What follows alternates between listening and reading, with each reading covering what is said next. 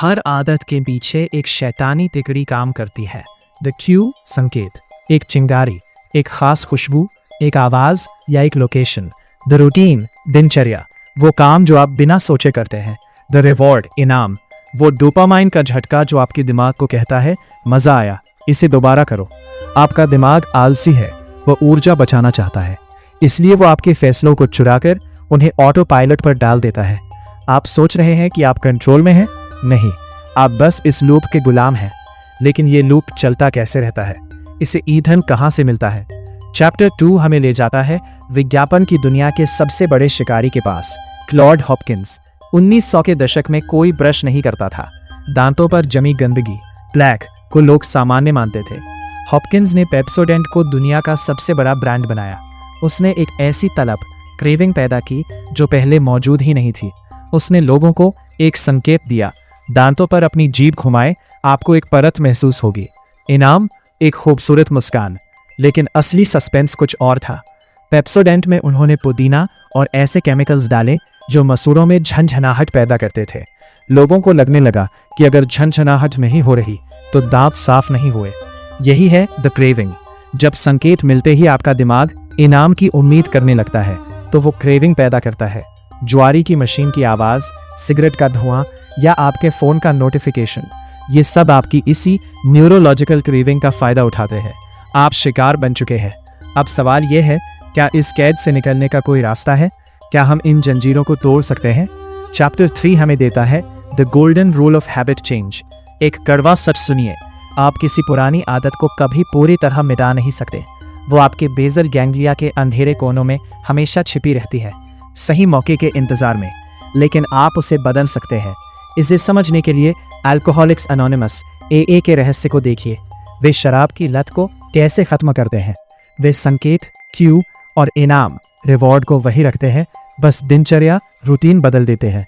अगर आप तनाव क्यू की वजह से सिगरेट पीते हैं तो आपका दिमाग सिगरेट नहीं बल्कि सुकून, रिवॉर्ड मान रहा है।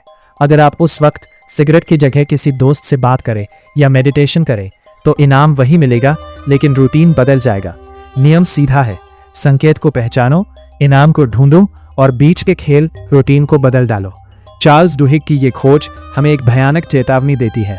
हमारा दिमाग एक ऐसी मशीन है जो बिना किसी चेतावनी के हमारी पहचान बदल सकती है। लेकिन इस सस्पेंस का अंत एक उम्मीद के साथ होता है। एक बार जब आप इस लूप को देख लेते हैं तो आप अब उसके शिकार नहीं रहते, आप उसके मालिक बन जाते हैं। अगली बार जब आप अपना फोन उठाएं या वो मीठा बिस्किट खाएं तो रुकिए और खुद से पूछिए, ये फैसला मेरा है या ये मेरी बेसल गैंग्लिया का एक और ऑटोमेटिक रिस्पॉन्स है। सावधान रहिए, क्योंकि आपकी आदतें आपको बना भी सकती हैं और मिटा भी सकती हैं। चुनाव हमेशा से आपका ही था। आदतें सिर्फ व्यक्तिगत नहीं होती, वे संक्रामक होती है। वे दफ्तरों, फैक्ट्रियों और पूरे समाज की नसों में दौड़ती हैं। क्या होगा अगर मैं आपसे कहूं कि एक सिंगल आदत, सिर्फ एक, पूरे साम्राज्य की किस्मत बदल सकती है? चार्ल्स डुहिग की इस फाइल के अगले पन्ने और भी खतरनाक है। यहाँ हम सीखेंगे कि कैसे बड़े खिलाड़ी इच्छा शक्ति को एक मांसपेशी की तरह इस्तेमाल करते हैं और कैसे एक संकट, क्राइसिस का इस्तेमाल करके आपको बदला जाता है। स्वागत है द पावर ऑफ हैबिट के दूसरे चरण में। साल 1987। एक कंपनी थी Alcoa, aluminium company of America. वो बर्बादी की कगार पर थी। तब एक नया CEO आया, पॉल ओनील। इन्वेस्टर्स को लगा कि वो मुनाफे की बात करेगा, सेल्स की बात करेगा। लेकिन पॉल ने स्टेज पर खड़े होकर सिर्फ एक बात कही, मैं यहाँ सुरक्षा, सेफ्टी की आदत बदलने आया हूँ। वॉल स्ट्रीट को लगा पॉल पागल हो गया है। लोग चिल्लाने लगे, कंपनी डूब जाएगी। लेकिन यहीं छुपा था सस्पेंस। पॉल ओनील ने एक कीस्टोन हैबिट को पकड़ा था, एक ऐसी आदत जो डोमिनो इफेक्ट पैदा करती है।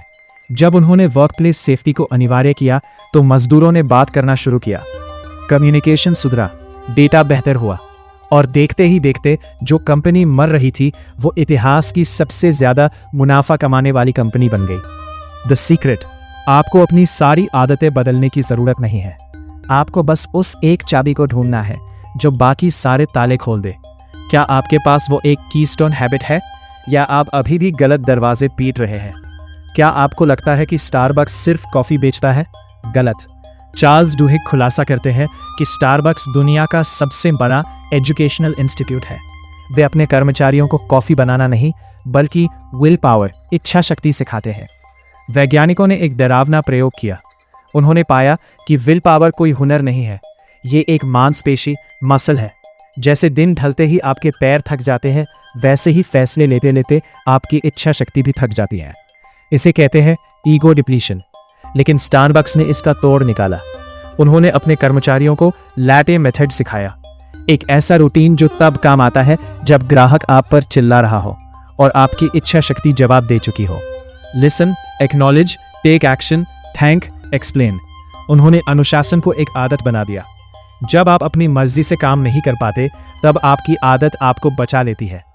असली थ्रिल यह है कि क्या आप अपनी इच्छा शक्ति के मालिक हैं या आपकी थकान आपकी नियति तय कर रही है। अब हम उस हिस्से में हैं जहां चीजें भयानक हो जाती हैं। Chapter 6, the power of a crisis. Rhode Island का एक अस्पताल जहां डॉक्टर इतने अहंकारी थे कि वे एक दूसरे की बात नहीं सुनते थे। एक नर्स ने सर्जन को टोका कि वो गलत साइट पर सर्जरी कर रहा है। सर्जन चिल्लाया, मैं डॉक्टर हूं, मुझे मत सिखाओ। और उस मरीज की मौत हो गई। संस्थाएं आदतों से चलती हैं, लेकिन कभी कभी वे आदतें जहरीली हो जाती हैं। डुहिग एक कड़वा सच बताते हैं, एक अच्छे लीडर को कभी भी एक अच्छे संकट क्राइसिस को बर्बाद नहीं होने देना चाहिए। जब खून बहता है, जब पैसा डूबता है, तभी लोग बदलाव के लिए तैयार होते हैं। लंदन अंडरग्राउंड की आग हो या अस्पताल की वो मौत, संकट वो हथौड़ा है जो पुरानी सड़ी हुई आदतों को तोड़कर नई नींव रखता है। डर एक महान शिक्षक है। क्या आप बदलाव के लिए किसी बड़े हादसे का इंतजार कर रहे हैं? तो अब तस्वीर साफ हो रही है। पहले हमने समझा कि आदतें हमारे दिमाग के अंधेरे कोनों में कैसे बनती है, लेकिन अब हम देख रहे हैं कि कैसे बड़ी कंपनियां और सिस्टम हमें कंट्रोल करते हैं। वे जानते हैं कि आपकी इच्छा शक्ति कब थकेगी। वे जानते हैं कि कौन सा कीस्टोन दबाने से आप उनके इशारों पर नाचेंगे। वे आपके जीवन के संकट का इस्तेमाल आपको रीप्रोग्राम करने के लिए करते हैं। ये एक युद्ध है आपके अचेतन मन और बाहरी दुनिया के बीच। आप इस खेल के खिलाड़ी हैं या मोहरे। अगली बार जब आप किसी बड़े बदलाव से गुजरें तो रोकें और देखें, क्या ये आपकी मर्जी है या किसी ने आपके अंदर एक नई आदत का बीज बो दिया है। सावधान रहिए, क्योंकि जो आदतें आपको बनाती है वही आपको कैद भी कर सकती है। क्या आपको लगता है कि आपकी पसंद आपकी अपनी है? आप जो खरीदते हैं, जिस पर विश्वास करते हैं या जिसके लिए विरोध प्रदर्शन करते हैं, क्या वो वाकई आपका फैसला है? चार्ल्स डुहिग की इस किताब के आखिरी पन्ने सबसे ज्यादा डरावने हैं। यहाँ आदत एक हथियार बन जाती है, एक ऐसा एल्गोरिदम जो जानता है कि आप कल क्या करने वाले हैं। आज हम बात करेंगे उस अदृश्य जाल की जो हमें समाज के तौर पर बांधे हुए है। एक पिता गुस्से में टारगेट स्टोर के मैनेजर के पास जाता है। उसके हाथ में उसकी हाई स्कूल जाने वाली बेटी के नाम आए कुछ कूपन्स आपके नाम आए हैं, मैटर्निटी, कपड़ों और बेबी पाउडर के। वो चिल्लाता है, क्या आप मेरी छोटी बेटी को प्रेग्नेंट होने के लिए उकसा रहे हैं? मैनेजर माफी मांगता है, लेकिन कुछ दिनों बाद वही पिता वापस आता है और कहता है, माफ कीजिए, मुझे ही नहीं पता था कि मेरे घर में क्या चल रहा है। टारगेट को उस पिता से पहले पता चल गया था कि उसकी बेटी प्रेग्नेंट है। The horror. डेटा एनालिस्ट्स ने पाया कि जब कोई इंसान अपनी पुरानी आदतों को बदलता है, जैसे घर बदलना या शादी करना, तो उसका दिमाग नए संकेतों के लिए खुल जाता है। टारगेट ने आपकी शॉपिंग की आदतों में उन छोटे बदलावों को ट्रैक किया जिन्हें आप खुद भी नोटिस नहीं करते। उन्होंने आदतों का इस्तेमाल करके एक प्रिडिक्टिव मॉडल बनाया।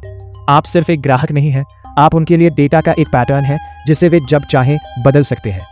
आदतें सिर्फ दुकानों में नहीं बिकती, वे क्रांतियां, रेवोल्यूशंस पैदा करती है। 1955 में रोजा पार्क्स ने बस में अपनी सीट देने से मना कर दिया। क्यों? सिर्फ इस एक घटना ने पूरे अमेरिका को हिला दिया। डुहिग बताते हैं कि इसके पीछे सामाजिक आदतों, सोशल हैबिट्स का हाथ था। स्ट्रॉन्ग टाइज, आपके करीबी दोस्त। वीक टाइज, वो लोग जिन्हें आप सिर्फ जानते हैं। पीयर प्रेशर, समाज की वो आदत जो हमें दूसरों के साथ चलने पर मजबूर करती है। जब समाज की आदतें बदलती है तो वो संक्रामक हो जाती है। लोग इसलिए नहीं जुड़ते क्योंकि वे महान हैं, बल्कि इसलिए जुड़ते हैं क्योंकि उनके आसपास के लोग ऐसा कर रहे हैं। क्या आप अपनी मर्जी से किसी आंदोलन का हिस्सा बनते हैं या आप बस उस सोशल प्रेशर की आदत का शिकार है? अब आता है सबसे बड़ा सवाल, द फाइनल मिस्ट्री। क्या हम अपनी आदतों के गुलाम हैं? क्या हम अपने किए गए अपराधों के लिए जिम्मेदार हैं? डुहिग 2 कहानियां सुनाते हैं। एक जुआरी गैम्बलर जिसने अपना सब कुछ लुटा दिया क्योंकि उसका दिमाग इनाम की आदत के सामने बेबस था, और एक आदमी जिसने नींद में अपनी पत्नी की हत्या कर दी, स्लीप टेरर। अदालत ने उस हत्यारे को छोड़ दिया क्योंकि उसका कॉन्शियस माइंड शामिल नहीं था, लेकिन जुआरी को सजा मिली। क्यों? क्योंकि एक बार जब आप अपनी आदत के लूप को जान लेते हैं तो उसे बदलना आपकी जिम्मेदारी बन जाती है। द डार्क ट्रूथ, आदतें हमें मजबूर कर सकती है लेकिन वे हमें अंधा नहीं कर सकती।